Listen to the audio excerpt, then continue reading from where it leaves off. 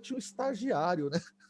Estagiário cheio de caixa na mão, assim, cheio de documento. Ô, vem cá, moleque, vem cá, moleque. Nós estamos aqui resolvendo uma coisa. O que o nosso CEO, o que o dono da empresa faz? É trabalho ou prazer? A estagiária falou: claro que é prazer. Se fosse trabalho, é o que estava fazendo. Boa, isso mesmo. É bem isso, meu irmão. Com vocês agora, Ricardo Alexandre Ramos, o Frei Beto da filosofia brasileira.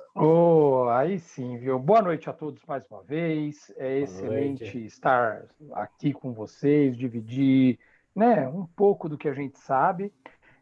Também desejar aqui uma excelente aula a todos e a todas que irão nos assistir pelo YouTube, né? Essa aula sobre Platão, a República e a sua alegoria da caverna, né? Então nós vamos trabalhar. É lógico que o Platão ele tem uma vasta gama de obras, são obras excelentes, inclusive. Banquete, Fédon, são várias obras. A mais conhecida é a República, que é um livro que contém 10 livros dentro dele, e no livro 7 da República... Ricardão, Oi. desculpa te cortar mesmo. Não, só para a gente se programar e programar os nossos convidados, agora são 9h20. Você toca aí até que hora? Até umas 10 Não, agora 8h20. são 8h20. Você toca aí até que hora, meu irmão? Até 9h10, tá bom? Aí a gente para, 9h10 a gente para, e aí você toca das 9h20 das 9h20 para frente até umas 10. A aula hoje vai até umas 10h15, tá bom, meus irmãos? Tudo bem assim? Perfeito? Beleza, Maravilha. obrigado, Então, já Ricardo. vamos tocar aqui. Não, nada, que isso. Eu que agradeço. Vamos tocar aqui. Então, o livro 7 da República é o livro que ele trabalha esse conceito da alegoria da caverna. Tá certo? Então, vamos conhecer um pouquinho mais desse filósofo e ver o que ele tem a nos ensinar. Tá certo?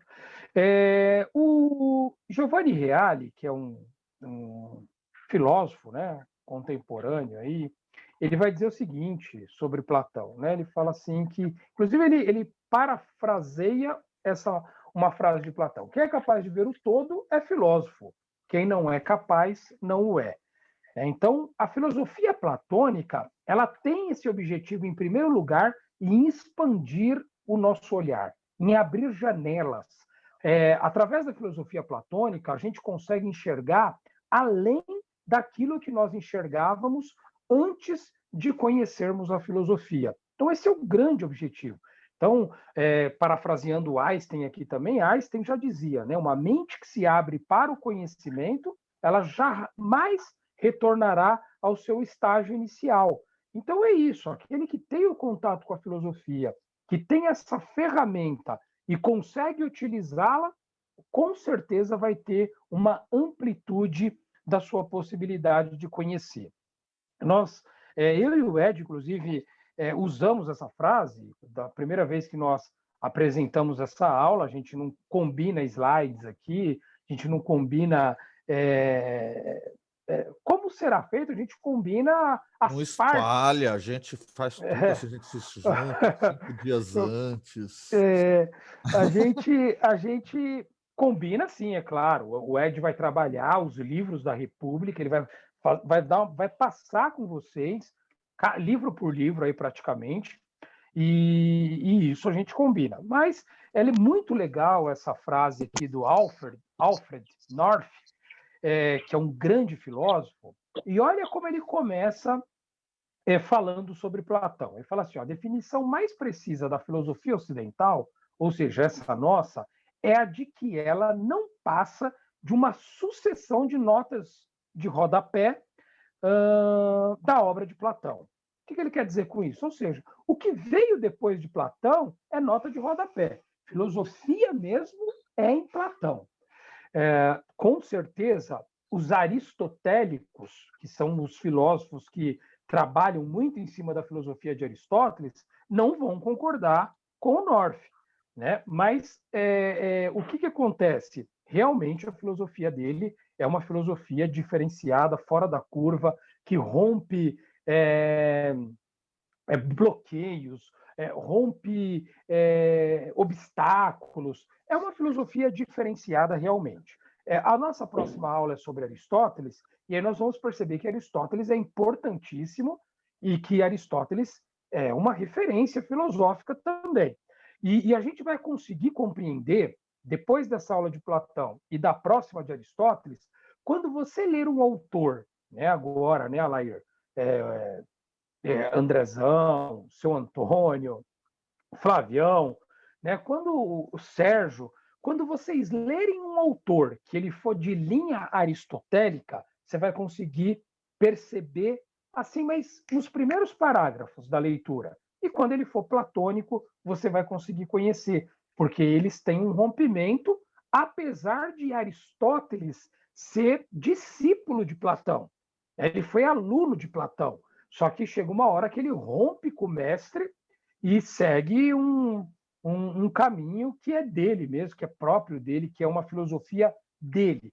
Então, uma pequena diferença, uma grande diferença já, uma questão que é bem tratada, o Platão, nós vamos perceber que ele joga muito para o mundo das ideias, e o Aristóteles ele já é mais aqui e agora, ou seja, ele não fica jogando nada para uma outra instância. Então, vocês vão perceber isso nas aulas, tá certo? Vida e obras. Platão é um apelido dele, né? Ele, inclusive, ele é considerado assim um cara presença, de um porte físico avantajado, mas diz que esse apelido Platão vem de Platos, que significa largueza, né? Amplitude, extensão, e alguns vão brincar aí que ele tinha uma testa muito larga, de uma amplitude parecendo uma lousa, e aí por isso que o apelido dele ficou chamado de Platão, né? Bem cedo, né, ele já tem um encontro com Sócrates, que foi o filósofo anterior que a gente estudou, e esse encontro muda a vida dele, né? Esse encontro com Sócrates realmente ensina ele o que é a filosofia, o que é o filosofar, o que é esse conheça-te a ti mesmo, o que é essa busca de se conhecer em primeiro lugar, para que depois a gente possa conhecer todo esse universo que nós estamos inseridos, né? Então, esse encontro com Sócrates muda a vida dele. Existe um Platão antes de Sócrates e existe um Platão depois de Sócrates. E ele já era envolvido logo cedo também com a vida política. Ele tem parentesco, né, com Solon, que era um grande político da época, um grande influenciador, tinha ali poder, né, nas mãos nessa época, e isso é bom a gente conhecer um pouco dele, porque ele já vem de uma família com um certo poder aquisitivo, tá certo? Aos 40 anos, né, ele viaja para a Itália, onde ele tem contato, né, com uma outra realidade filosófica. Ali ele passa a conhecer um pouco diferente daquilo que ele conhecia sobre a filosofia grega e de Atenas, né? E aí ele retorna, mas já para o finalzinho de vida, para Atenas, para fundar a chamada academia. Se nós temos esse nome, né, academia hoje para as universidades, né, que é dado aí, vem desse contexto platônico, né, de fundar a academia, e a academia acabou que gerando aí muitos frutos, e dando conhecimentos a muitas pessoas, né? Ele fundou a academia, na verdade, em um ginásio situado num parque que era dedicado ao herói Academos, tá? Por isso que o nome é academia, e aí derivou o nome por causa desse herói aí que ele homenageia. Perdão, deixa eu molhar o bico aqui. Algumas obras dele, né? Ele tem o Mênon. O Mênon foi o primeiro diálogo de Platão, e que ele divulga, né, essa nova escola. Né? Então, logo a academia adquire grande prestígio e numerosos jovens e homens ilustres vai passar por essa academia.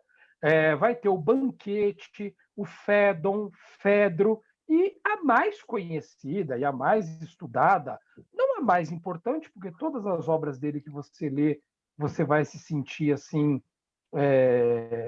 até ignorante pelo tamanho de conhecimento que ele passa para todos nós, mas é a República. E tem os diálogos também, os diálogos que não apareceu aqui nessa imagem, mas os diálogos platônicos é onde ele se remete à vida de Sócrates, que nós vimos na última aula. Sócrates não escreve nada, a gente já citou isso na última aula, e quem escreve sobre Sócrates é o seu discípulo Platão. Né? Então a gente viu lá, inclusive fizemos aquele paralelo entre Sócrates e Jesus. Né? Jesus não deixa nada escrito, quem escreve sobre Jesus são os discípulos, e quem escreve sobre Sócrates, tudo sobre Sócrates, é Platão. E tem uma obra apenas, né, que é de Xenofonte, mas parece que ele está falando até de outro Sócrates, nem parece o mesmo Sócrates aí que o Xenofonte escreve, tá certo? Ele permanece ali no final da sua vida, na academia, como a gente falou, até a sua morte, que ocorre em 347, tá? A gente tem uma grande dificuldade, pessoal, em autenticar os escritos de Platão. E não só de Platão, tá certo? Como qualquer outro escrito antes de Cristo e até depois de Cristo, até o século II, século III ali, é muito complicado. Por quê? Porque são textos antiquíssimos que o que foi chegado para nós aqui são cópias das cópias das cópias das cópias das cópias, tá certo? O que o exegeta, o que é um exegeta, né? Pode ser aqui uma palavra meio indigerível. Exegeta é um profissional que trabalha com a exegese, e a exegese ela é uma ferramenta para interpretarmos textos antigos, ou textos antiquíssimos, aliás, não é nem antigo. Por exemplo, a Bíblia ela é muito trabalhada sobre essa forma, com essa ferramenta chamada exegese. A exegese vai trabalhar o que o alemão, os alemães são os melhores exegetas que nós temos. Aliás, nós temos pouquíssimos bons exegetas no mundo, viu? É uma profissão aí que poderia aí dar bons recursos, porque eu tinha um professor chamado Paulo Benício, um grande exegeta, e ele falava que exegeta não se dá na árvore, né? Que é muito difícil de você encontrar bons exegetas. E o exegeta alemão ele vai trabalhar com um termo chamado Sitz im Leben. E o que é o Sitz im Leben? É você pegar o texto mais próximo do original, as cópias, né, mais próximas àquelas dos originais, que eles chamam de autógrafo. Né? O autógrafo não existe mais, pessoal. Tanto quanto o texto bíblico, quanto a República, ou qualquer outro texto antigo. E o Sitz im Leben, o exegeta, ele tenta, de alguma forma, migrar-se para aquele mundo que o texto foi escrito. Por quê? Porque existem várias particularidades daquele contexto, daquela cultura, daquele momento em que o autor está vivendo, e eu tenho que tentar me remeter àquela época para eu conseguir ser mais fidedigno quando eu tento interpretar o texto. Agora, imagina isso para a Bíblia, quando a gente está falando de textos aí antiquíssimos também. Então, nós não temos como autenticar. Alguém me chamou? Ricardo, Fernando. Pois não. Que nem, no curso de história, se usa bastante isso, esse tipo de interpretação, só que o historiador corre o risco de, quando traz o fato histórico para cá, ele pode correr o risco de ser influenciado por um momento histórico que ele está vivendo na hora de fazer essa transcrição. E os exegetas não corriam esse risco na hora dessa transcrição, de, naquele momento histórico, trazer essa transcrição para atender aquele momento histórico? Então, o que os exegetas falam, irmão Fernando, é o seguinte, é que quando nós vamos trabalhar esses textos, nós devemos tirar o nosso paletó, é até um termo interessante, né? Tirar aquilo que nós carregamos, é a mesma coisa, eu sou protestante, né? Tem um vínculo com a religião. E quando eu vou estudar a Bíblia, se eu não tirar esse vínculo religioso que eu tenho, eu posso cometer erros gravíssimos quanto à interpretação desse texto, porque vai carregado daquilo que eu acredito. Você sabe que no mestrado que nós fizemos, né, tinha uma aluna amiga que estava fazendo um trabalho e ela era sobre educação, e ela ia analisar a escola que ela trabalhava, né? E a orientadora, no primeiro momento, falou assim: impossível de você fazer uma dissertação da onde você trabalha, porque você está envolvido com aquilo. Exatamente. Se você tiver que fazer uma crítica, vai ser muito difícil de você fazer uma crítica pelo teu envolvimento com aquela realidade. Então, não sugere-se fazer isso. Então, não sugere-se que você vai pesquisar um autor que você gosta muito, né? Por quê? Porque pode acontecer de você ser influenciado por isso. Deixa eu ver, que acho que é o meu telefone aqui. Tem que colocar no... desculpa, pessoal. Parou. Eu acho... Tocou aí para vocês? Vibrou alguma coisa? Para mim vibrou aqui. Eu acho que foi meu celular. Pode ser a Michelle chegando aí. Esqueci que eu estava em aula. Tá tocando. Vê lá, Ricardo. Vê lá. Só um minutinho. Vê lá.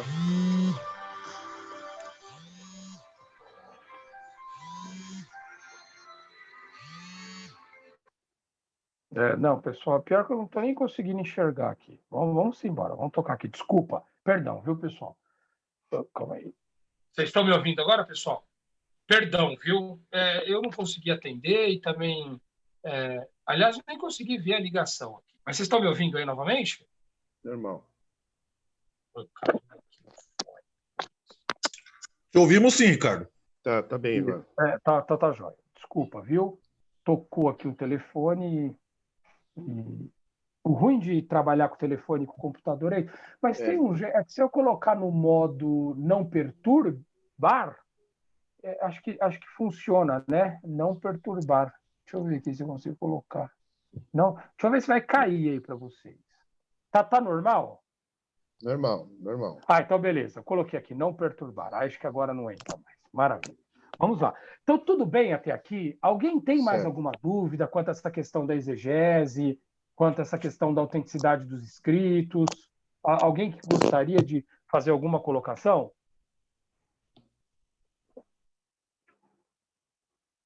Ótimo. Então, vamos nessa. Doutrinas não escritas. Aí também é a mesma coisa da Bíblia. Tem muitas coisas que é remetido a Platão, que é também dito que é de Platão, mas que não ficou registrado e que ele não autenticou esses escritos também, né? O próprio Platão, ele vai nos dar conta disso em sua carta 7, que ele vai dizer o seguinte: o conhecimento dessas coisas não é de forma alguma transmissível como os outros conhecimentos. Então, aqui pode ser também, vamos entrar aí no aspecto dos mistérios. Olha o seu Antônio aí, tá com a câmera agora, maravilha, que legal, dá para ver o seu Antônio. E ele vai dizer o seguinte, ou os estudiosos vão dizer o seguinte, que há coisas que eram mistérios, que era só para os iniciados. Quem iniciava na academia platônica, quem fazia parte, né, de um grupo seleto, que era este da academia, tinha acesso a conhecimentos que não eram para todos. A Bíblia também vai falar algo sobre isso. Existe um texto bíblico que está em João o Evangelista. Ele vai escrever que o que está escrito na Bíblia é uma parte daquilo que poderia se escrever, daquilo que Jesus, inclusive, fez, daquilo que ele falou, dos milagres que ele cometeu, né? Por quê? Porque não haveria livros no mundo capaz de suportar todos os escritos daquilo que Jesus conseguiu efetuar. Então, tem um paralelo aqui também. Eu entendo isso, pessoal, e quando você estuda a exegese, isso a exegese te ajuda a fazer, que a gente chama de hipérbole. É uma hipérbole. E essa hipérbole aparece. Você quer ver uma outra hipérbole? Muitos aqui vão me chamar até de herege, mas eu não acredito, de verdade, não tenho como conceder, por exemplo, a questão de Salomão. Salomão teve 1.000 mulheres e não sei quantas concubinas. Impossível, impossível, né? A não ser que ele não fosse ser humano. Não tem como, né? Você ter mais de 1.000 mulheres e não sei quantas concubinas. Então, isso também é uma hipérbole, onde quer demonstrar, quer expor de uma maneira assim mais positiva, imperativa, arbitrária, que ele era o rei Salomão, o homem mais sábio e tal. E aí precisava falar que ele teve mais de 1.000 mulheres e 700 concubinas. Então, hipérbole. Uma outra questão que a gente trata, que aí já entra na parte de alegoria, que não é só hipérbole, é aquela questão do Jonas ter sido engolido pelo grande peixe. Então, são coisas que ficou 3 dias lá. É bem isso aqui, tá? Então, são algumas... Pois não. Deixa eu rapidinho, aquele aluno chato. É rapidinho essa pergunta. Fica tranquilo. Como você estava falando da parte da Bíblia, inclusive eu até ia fazer uma pergunta assim, agora você falando eu entendi um pouco melhor. O pessoal, os alunos que não viram a filosofia de Deus, eu assisti um pedacinho, inclusive o Seba falou, será que não estava na hora de rever, né, os escritos bíblicos? Eu não concordei, de imediato eu não concordei. Mas você fala, de imediato, desculpa, eu não concordei, não concordo. Mas você falando nisso aí, não haveria livro para suportar a quantidade de escrita que houve. Então, seria assim, pelos apócrifos, né, um complemento, né, que poderia ser válido como, né, bíblicos. Poderia ser validado como... Os apócrifos são fantásticos, aliás, e eu e o Ed estamos vendo se a gente prepara alguma coisa nesse sentido. São livros assim com uma espiritualidade. Tem até um livro aqui, quer ver? Depois eu mostro para vocês. Então, nesse sentido, não seria uma revisão, esse termo seria inadequado. Seria um complemento para um estudo sobre, né, um complemento da palavra, né? Poderia ser, porque acho que esse termo revisão, até teve um pastor acho que um deputado, alguém que falou isso daí, não foi bem visto, né? Eu acho que o termo que você usou agora, esses termos, acho que ficaria legal. Eu gostei dessa interpretação e essa ligação da aula de ontem, que eu vi ontem e hoje, né? Achei, agora ficou bacana essa ligação. Legal. E o objetivo aqui, pessoal, não é tirar a fé de ninguém, não, viu? A gente só está apresentando sim, não foi a minha intenção, que eu também sou cristão. Sim. E outra, eu mais do que nunca acredito nesse princípio criador, acredito em Deus, né? O Ed já tem um pouco de dúvidas. Até porque ele é pastor da igreja da Divina Da interrogação, Dúvida, da né? santa interrogação, né? Exatamente. Interrogação. Eu já sou diferente. A divina dúvida. A divina dúvida, tá certo. Né? O Senhor é o meu pastor e nenhuma interrogação me faltará. E está comendo, para variar, deve estar comendo, pelo jeito. É bom. Tô comendo um burrito. Aí, ó, daqui a pouco ele chegando aí. Maravilha, vamos seguir aqui. Tá? Os diálogos platônicos, né, são vários diálogos. Aqui nos diálogos tem algo interessante, pessoal. Porque o que acontece? Há alguns filósofos, tá, que chega a dizer, como nós falamos na última aula, que Sócrates não existiu. O que eu não concordo, o Ed também, aí a gente é unânime nisso. A gente acredita, sim, que Sócrates existiu, né, e tem relatos extra falando sobre ele, mas o que acontece? Ele escreve em diálogos, e aí é a crítica desses que vai dizer que Sócrates não existiu, porque diz que ele era ruim de debate, ele era ruim do tete-a-tete, ele era ruim de ir para o confronto, e como ele não tinha uma boa oratória, isso é o que falam, tá? A gente não tem como provar isso. Ele escrevia como diálogos, né? E a gente vai perceber isso, de fato, que é somente em Platão que a gente vai conhecer essa natureza do filosofar socrático, né? E que nos outros escritos isso decai muito, é muito forçado. Como eu falei de Xenofonte, parece que o Sócrates de Xenofonte é uma outra pessoa, né? Então, os diálogos platônicos são importantes e ele escreve assim. Nós chegamos a falar também que Jesus tentou fazer isso dessa forma. Jesus escrevia como? Quem lembra aí? Como Jesus escrevia? Quem consegue me ajudar? Desculpe, escrevia não, como Jesus falava, né? Porque ele também não deixou nada escrito. Um erro aqui. Jesus falava por parábolas. Por parábolas. Perfeito. E o que são parábolas? São formas didáticas ou linguajar mais didático para que as pessoas pudessem entender o que ele estava falando. Então, isso é parábolas. Então, o Platão ele vai escrever sobre forma de diálogos, porque como ele não era bom ali para o confronto, ele tinha um jeito, uma forma de se expressar, e ele fazia isso através dos diálogos, tá certo?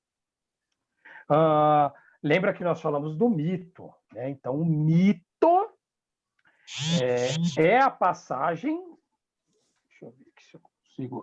o mito é a passagem... eu vou mutar aqui vocês, pessoal, e aí... Só um minutinho, porque...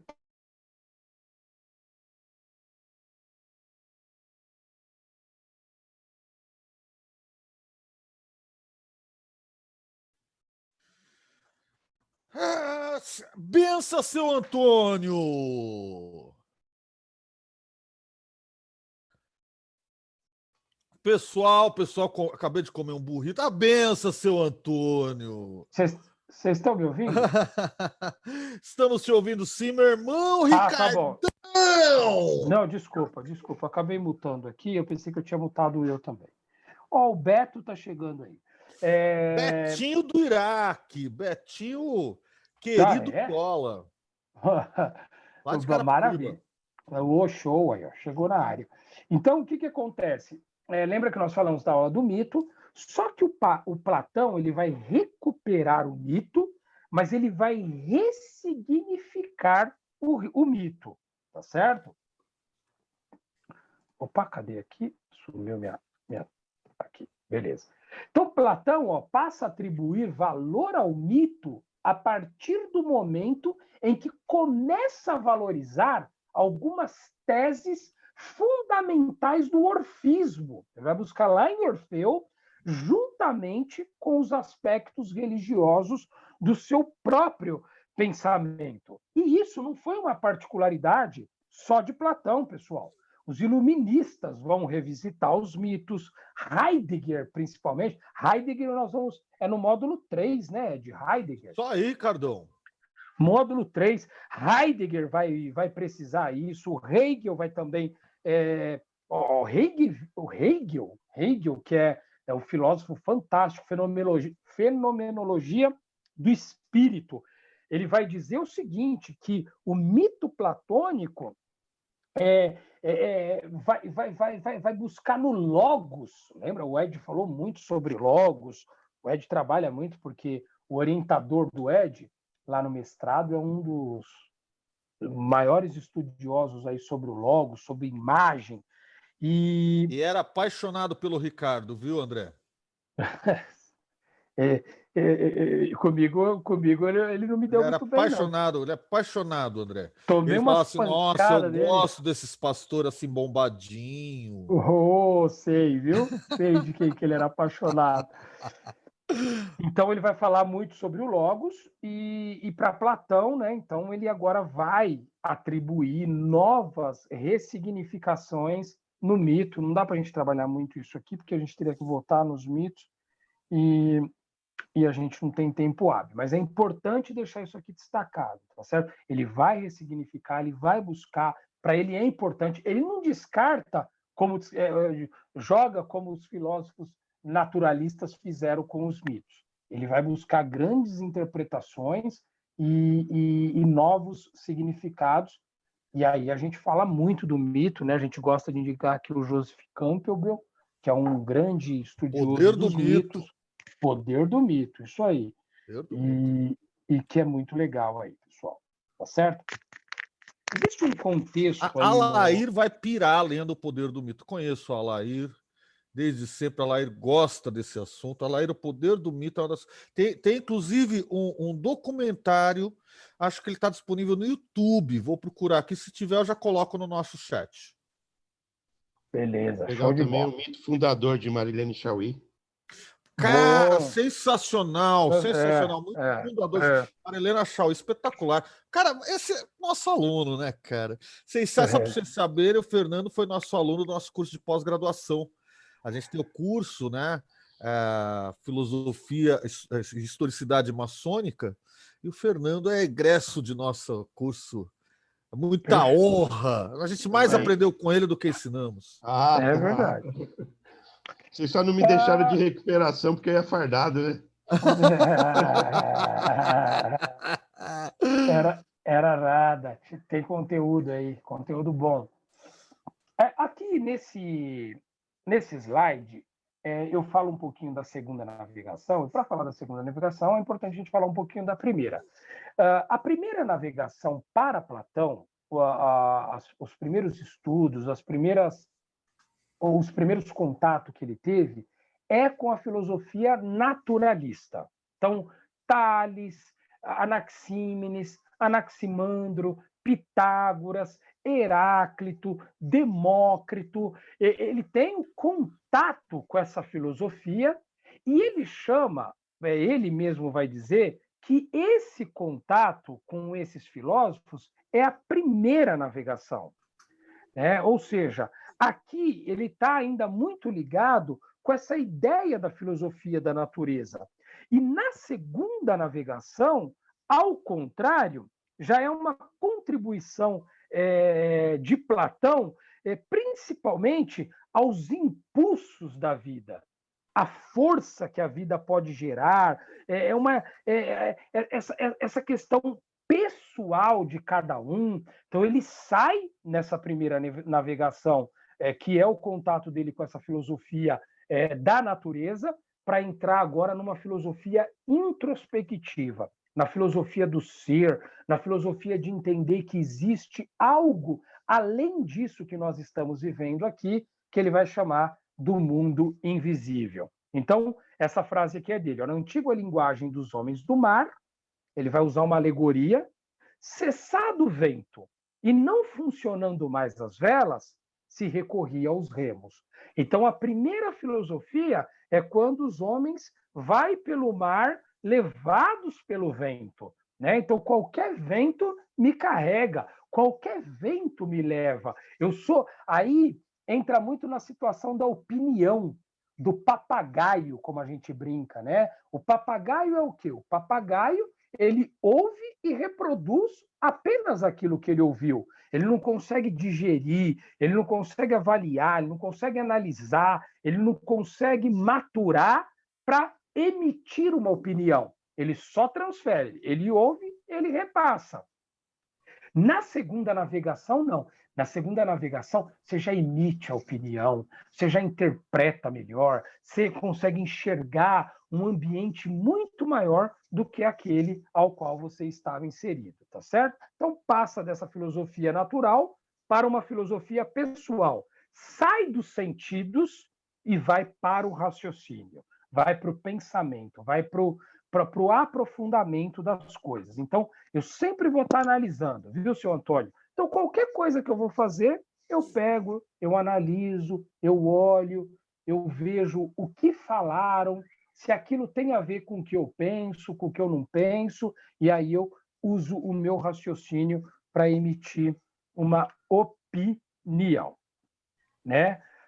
O mundo das ideias em Platão. Então, há uma distinção bem clara aqui, pessoal. E aqui é o cerne do pensamento platônico. Você entendendo isso aqui de Platão, que eu vou explicar agora, portanto, preste muito bem atenção, você entende o pensamento de Platão. E eu vou tentar ser o mais didático possível para explicar a distinção entre dois planos do ser, o sensível e o inteligível. Então, o Platão, ele vai trabalhar sempre dizendo que esse mundo que nós vivemos, que nós estamos inseridos, esse nosso cotidiano, esse nosso dia a dia, esse nosso acordar, esse nosso dormir, esse nosso trabalhar, esse nosso ir e vir, ele é um mundo, ele é um cotidiano, é uma vida de segunda categoria. Tudo isso que nós vivemos aqui. Por que tudo isso é de segunda categoria? É meio cópia.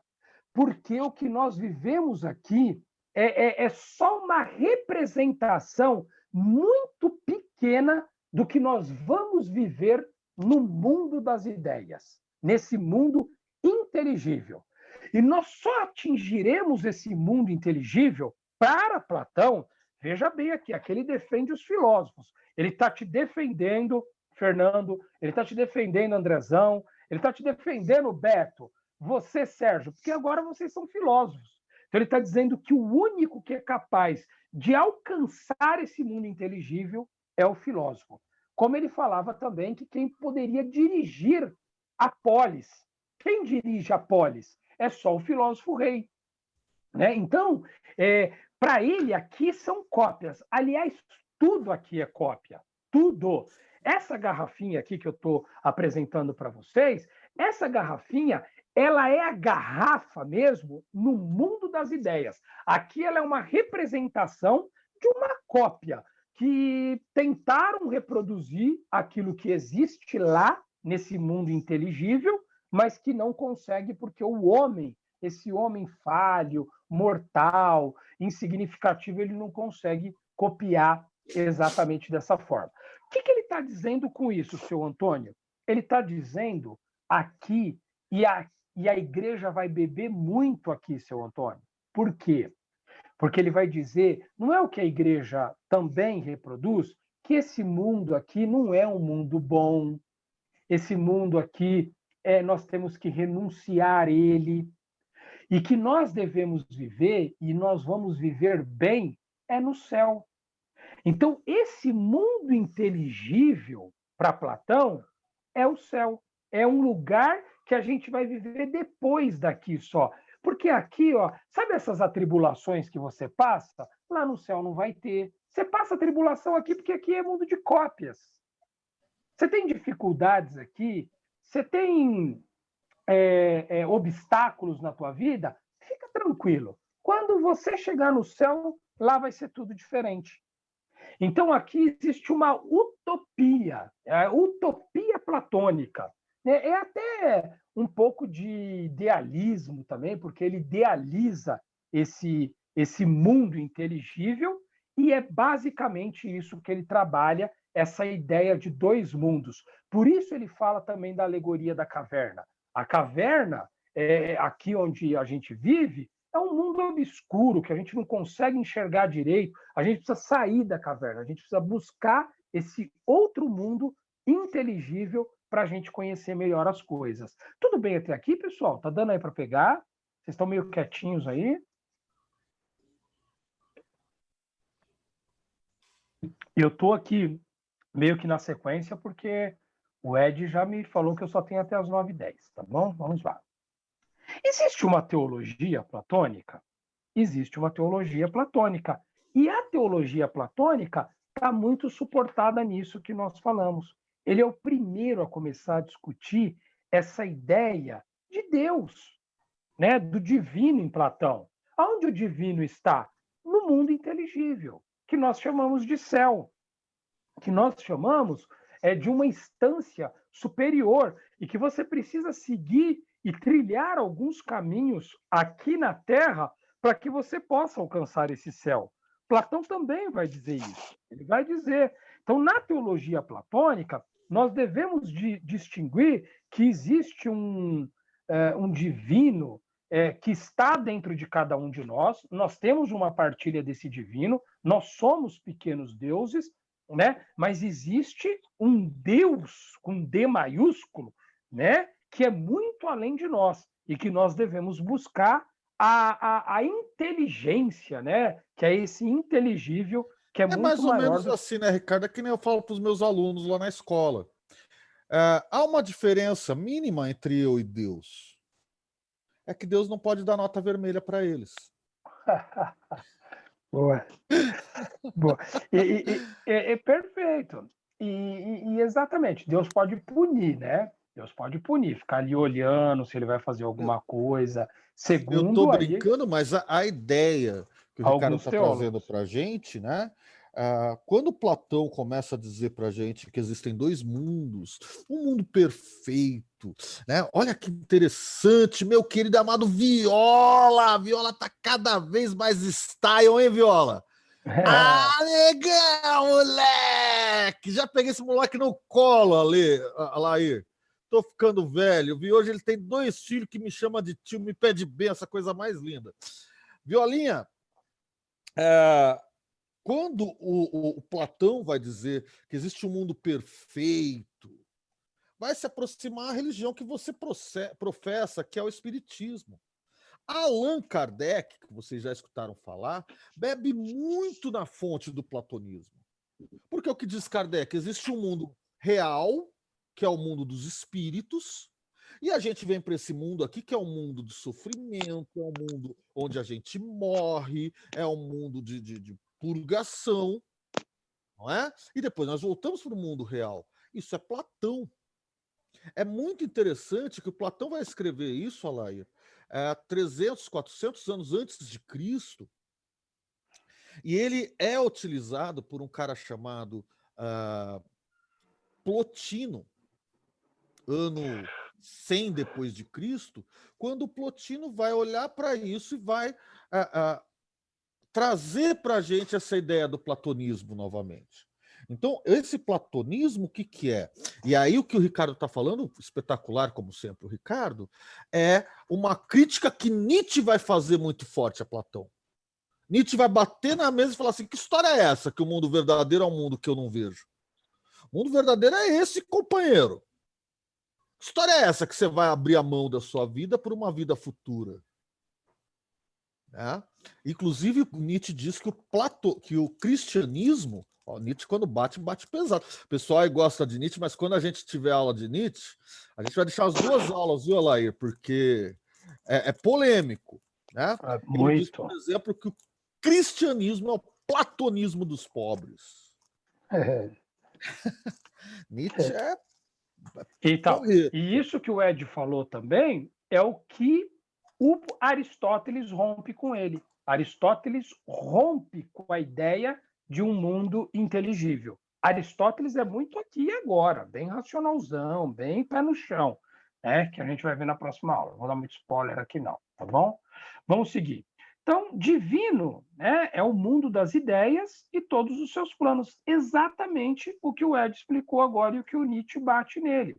Né? Ele está querendo dizer que esse mundo inteligível, esse mundo suprassensível, esse mundo que eu não enxergo, que eu não vejo, é o mundo das ideias em todos os seus planos. Né?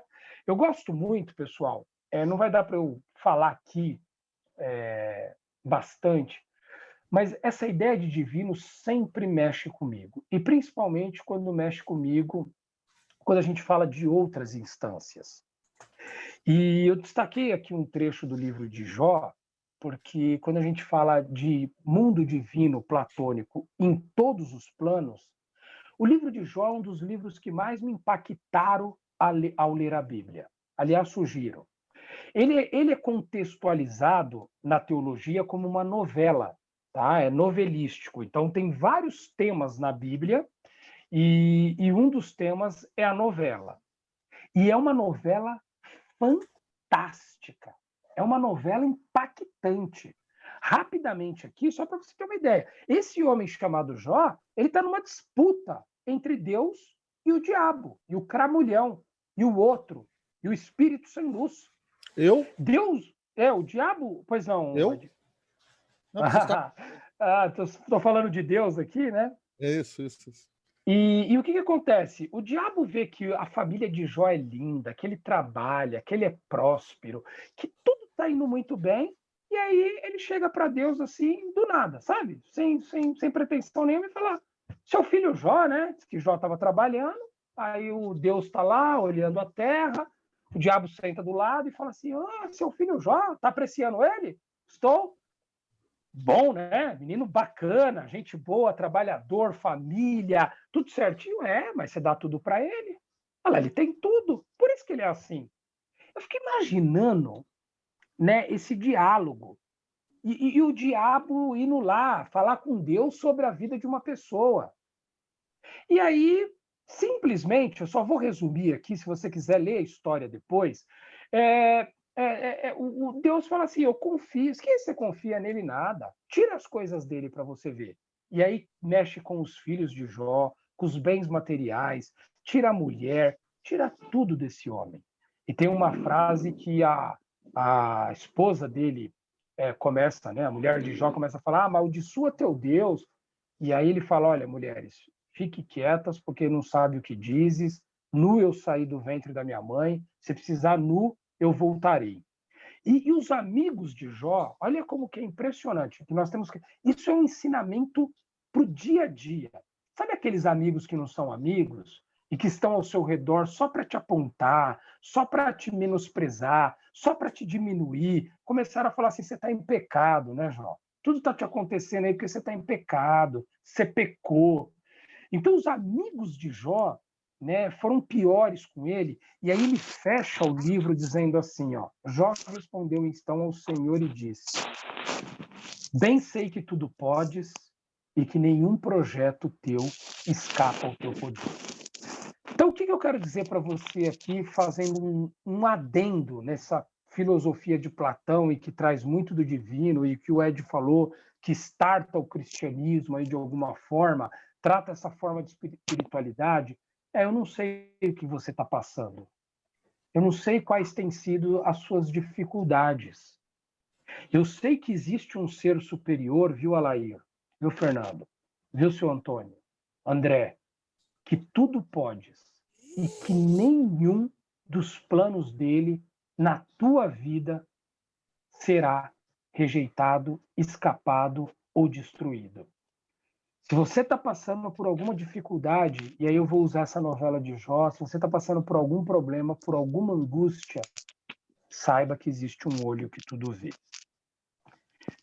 Nesse momento mesmo, né, falando um pouco sobre isso, até um pouco aqui espiritual essa parte da aula, o grande arquiteto do universo, né, ele está virando a página da tua história, viu? Eu não sei a sua história. Aliás, conheço aqui um pouco mais o Ed, o Fernando, o André, mas de fato o coração do homem, quem conhece, é Deus, né? Eu tenho certeza que novos capítulos serão felizes e de grandes conquistas para você, viu?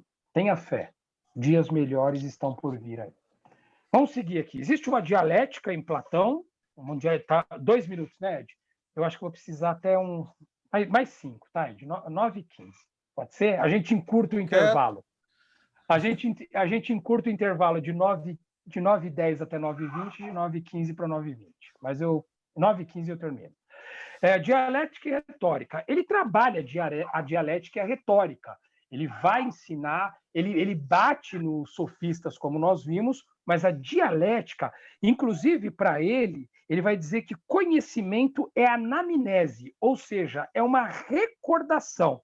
Ele vai trabalhar isso muito no livro do Mênon, e aqui é que ele vai buscar os mitos. Aqui ele vai lá em Orfeu, aqui ele vai lá nos pitagóricos. Os pitagóricos tinham uma iniciação, pessoal. Para você fazer parte lá dos pitagóricos, você tinha que ser iniciado, tá bom? E então, essa anamnese ele vai pegar no Mênon e ele vai buscar essa maiêutica socrática novamente nos pitagóricos, ok? Ele vai criticar a retórica, é lógico, ele não era bom, né? Então, é uma parte que ele critica muito, não passa de pura adulteração e do verdadeiro, por isso que ele vai revisitar, ele vai reestudar, mas ele vai bater na retórica, né? E a exposição maior do ideal platônico, que o Ed vai apresentar para vocês, está aqui na República, que é a utopia do autor, né? A idealização de um projeto político dele, e nós vamos ver isso mais próximo.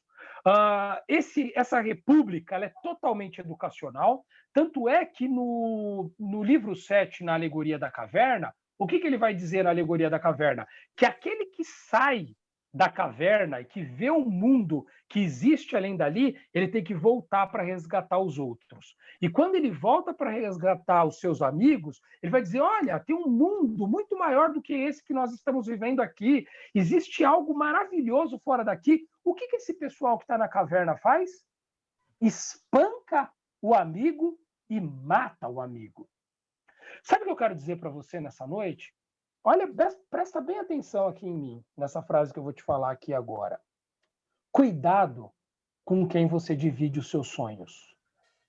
Cuidado com quem você divide os teus projetos. Tenha muito cuidado. Porque se você dividir um sonho teu com quem não sonha, além dessa pessoa que não sonha, não sonhar, ela é capaz de matar o teu sonho. Cuidado, viu?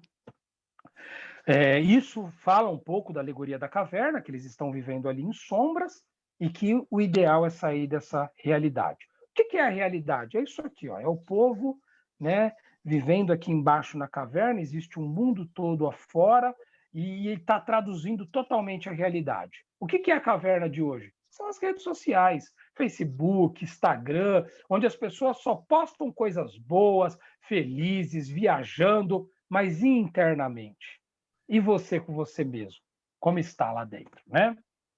Então, basicamente, ó, Ed, até consegui, hein, cravar aí, é um recorde para mim. Cara, sensacional.